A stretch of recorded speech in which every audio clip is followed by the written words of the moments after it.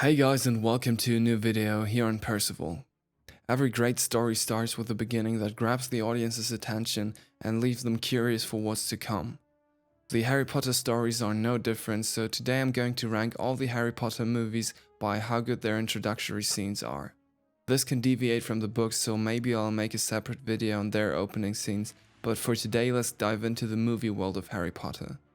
So without further ado, I'm going to start with my least favorite beginning and work my way up to the top. On spot number 8 we have the Chamber of Secrets movie. I think Chamber of Secrets has a solid beginning. We are reminded that the Dursleys hate Harry, we meet Dobby for the first time, which is important for later, and of course we have the flying car scene, which is really fun. One thing that always annoyed me about this beginning, however, is that Harry could just have lied to Dobby and say he wouldn't go back to Hogwarts, so this whole mess could have been avoided. At least that's what I would have done, and I think a lot of you guys too. Other than that, I can't say anything particularly bad about it, but when it comes to the overall feeling when watching the beginning of this movie, it just doesn't quite resonate with me as much as the other installments. Next we have the Half-Blood Prince. Here we get a proper impression of how dark the wizarding world has turned, with Death Eaters creating chaos in the Muggle world and kidnapping Ollivander. What I don't like about it though is the next scene, which shows Harry in a Muggle diner.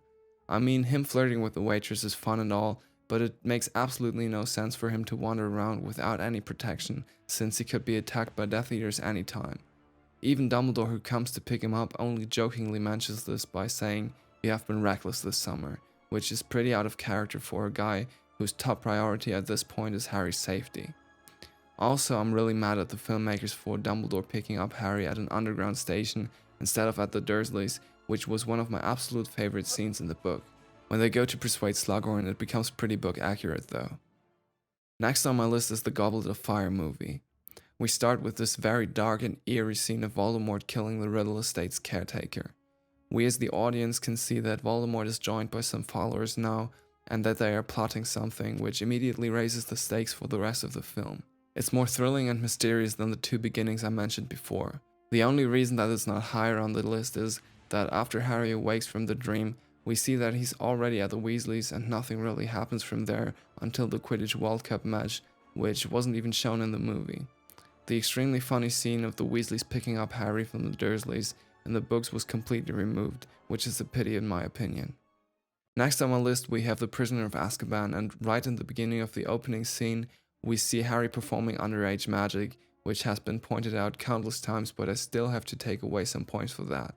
Besides this instance of carelessness, the beginning of this movie is pretty book accurate though, and the thing that made me rank it above the previously named installments is the scene in which Harry stands his ground against Marge and later Vernon as well. I just love it when people who have been treated unfairly get their revenge and serve some justice. It's just so rewarding to watch. All in all, Prisoner of Azkaban has a very solid beginning, but for me it doesn't really stand out compared to the other Harry Potter movies. The opening of the Order of the Phoenix is a similar case, though I slightly prefer it to the beginning of Prisoner of Azkaban. With this beginning, all the relevant plot points from the book are incorporated and well executed. The Dementor attack is spooky and thrilling, and the flight to the Order's headquarters is exciting, although flying low over London Centre without a disillusionment charm is pretty stupid. It still makes for great visuals though, so I'll let it slide. And this concludes the mid-range. The remaining three beginnings have always been outstanding to me, and I'm sure to a lot of you as well. My third most favorite beginning of all the Harry Potter movies is that of the Deathly Hallows Part 1.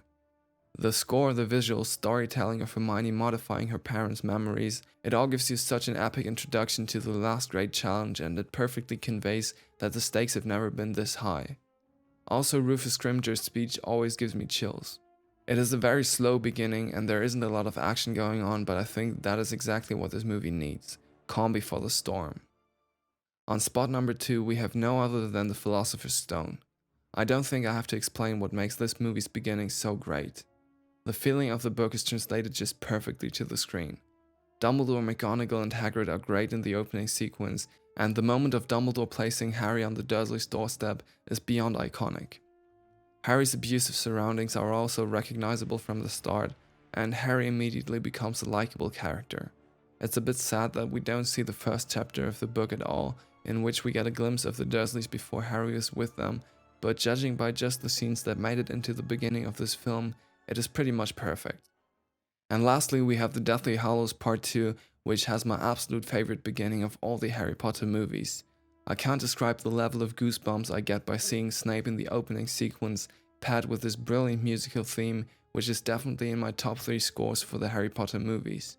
It does everything the beginning of the Deathly Hallows Part 1 does, but even better.